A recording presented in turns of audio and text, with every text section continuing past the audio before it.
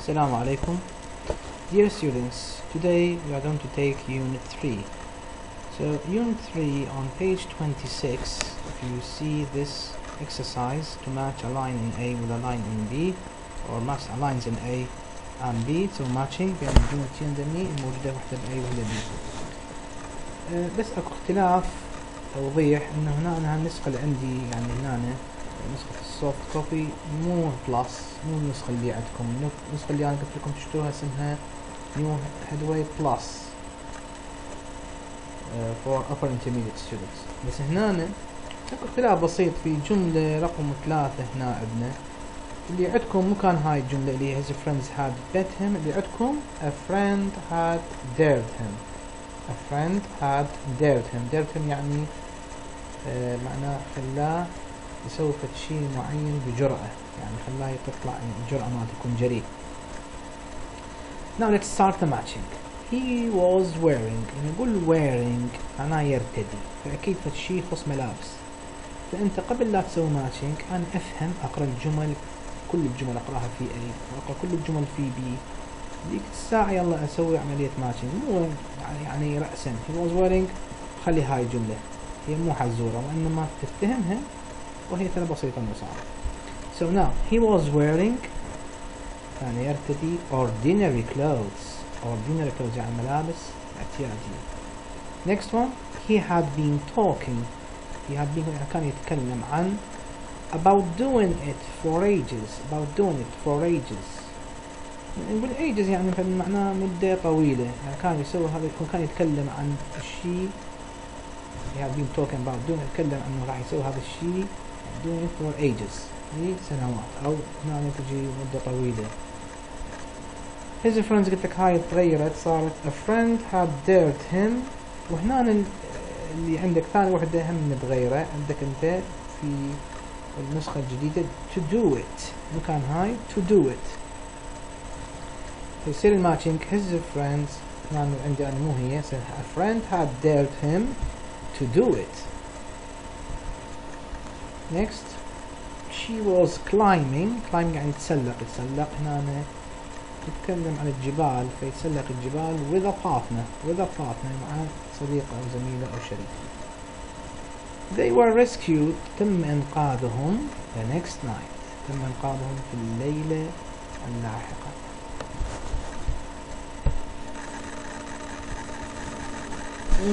now let's go to page 29, article about the book Pride and Prejudice.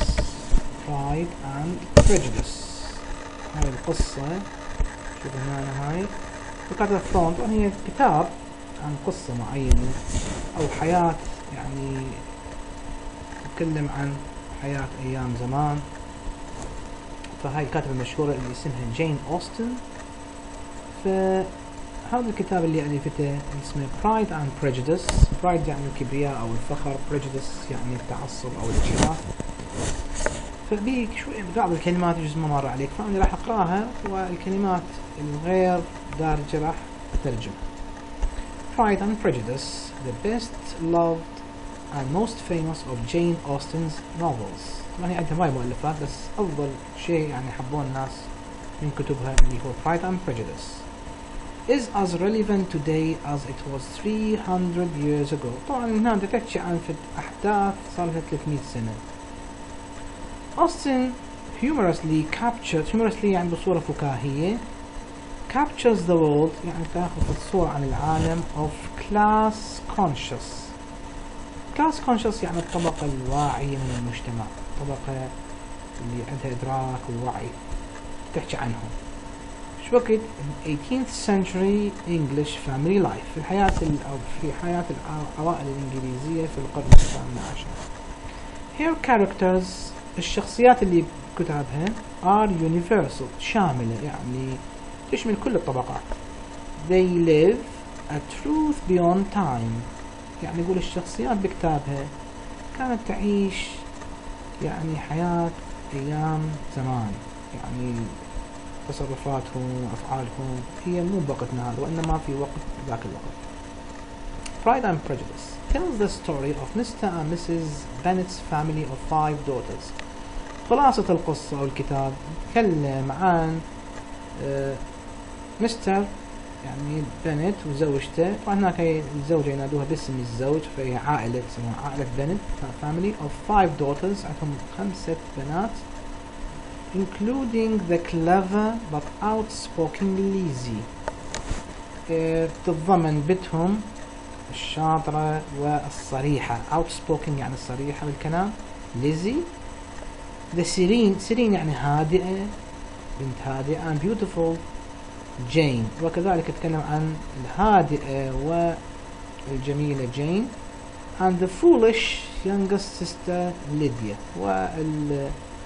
والبنت الصغيرة اللي اسمها ليديا شوية عندها حماقة. Mrs. Bennet's main aim كان هدفها الرئيسي in life is to find suitable and wealthy husbands for her daughters. كان هدف الأم أو Mrs. Bennet إنه تجد لبناتها أزواج أغنياء wealthy، يعني suitable مناسبين و wealthy، يعني هنا مناسبين وأغنياء. هذا كان همها الوحيد، main aim in life، هدفها الرئيسي في الحياة. However، بالرغم من ذلك the road to matrimonial happiness is not smooth. يقول على الرغم من ذلك يقول طريق السعادة الزوجية، يعني هاي السعادة الزوجية هي ليست سهلة، not smooth. Austen shows the folly of judging people by first impressions, but as in all her novels. هنا طبعا يقول أوستن في أعمالها تبين شلون الناس تحكم منذ الانطباع الأول، of judging people by first impressions, but as in all her novels. لكن في قصصها جميعا lessons are learned. شنو يعني نتعلم من قصصها؟ الدروس، يعني يكون فيها عبرة، درس. lessons are learned يعني يتم تعليم دروس من خلال قصصها. and the ending is a happy one. لا، نهاياتها تكون سعيدة يعني غالبا. the girls make good matches. دائما البنت يكون عندها ارتباط أو اختيار جيد، طبعا خصوص الزواج هنا. especially prejudiced Lizzie with proud Mr. Darcy. طبعا هنا خصوصا شلون انه prejudiced Lizzie اللي هي هاي المتعصبة ليزي مع الفخور أو ذاك الكبرياء مستر دارسي. جورج إليوت كولد. طبعا هنا أكو بعض الكاتبين أو النقاد يعلقون على كتاب مال جين أوستن اللي هي Pride and Prejudice. جورج إليوت called Jane Austen the greatest artist that has ever written. يعني هنا ناداها بأنه هي من أفضل الكتاب اللي كتبوا. سير والتر سكوت هذا ايش قال؟ wrote for her، كتب لها there is a truth in her writings that always delights me. هناك صدق أو حقيقة في كتاباتها اللي دائما تخليني سعيد. Now if you go to page 30 and 31 راح تلقي القصة كاملة، أو يعني توسع عن الكتاب اللي حكينا عنه اللي هو Pride and Prejudice للمؤلفة جين أوستن. وهنا معلق عليه one of the world's most downloaded authors. طبعا من أكثر الكتب اللي تم تحميلها يعني في الوقت الحديث. The latest film of Jane Austen's novel Pride and Prejudice grossed يعني جمع شيء على شيء هنقول over 100. طبعا جيت هاي 121 مليون و147 ألف 121,147,947 دولار مبلغ يعني مو شوي. world wide جمع من خلال هذا الفيلم هذا المبلغ عبر العالم. وأن البي بي سي قناة البي بي سي البريطاني screened its latest adaptation. قناة البي بي سي screened يعني عرضت بالشاشة مالتهم يعني التلفزيون هم its latest adaptation. لا adaptation يعني شوي تحوير بالقصة، فصار تحوير بالقصة، فعرضت هو مسلسل عن هذا الكتاب أو هاي القصة of the same novel. It was watched by شوي قلنا صار بها تحديث أو التحوير بالأحداث تم مشاهدتها باي ريكورد 18 مليون بريتش فيورز. 18 مليون بريطاني من المشاهدين شافوا هذا المسلسل. The series المسلسل was then sold تم بيعه to 18 countries around the world. There are Jane Austen fans in all corners of the globe. نقول المعجبين في جين أوستن موجودين في كل زوايا الكرة الأرضية، في كل أنحاء الكرة الأرضية. And special Jane Austen discussion groups أكو مجاميع النقاش والنقد on the internet. Jane is today one of English literature's best known، واحد من أفضل ما عرفه الأدب الإنجليزي، and best loved writers، وأفضل الكتاب المحبوبين. The third most downloaded author after Charles Dickens and Mark Twain. طبعا تقول ثالث أفضل كاتب تم يعني تحميل كتبهم وقراءة كتبهم بعد المؤلف المشهور جدا ما ننسى نهائيا تشارلز ديكنز and Mark Twain. Now let's continue.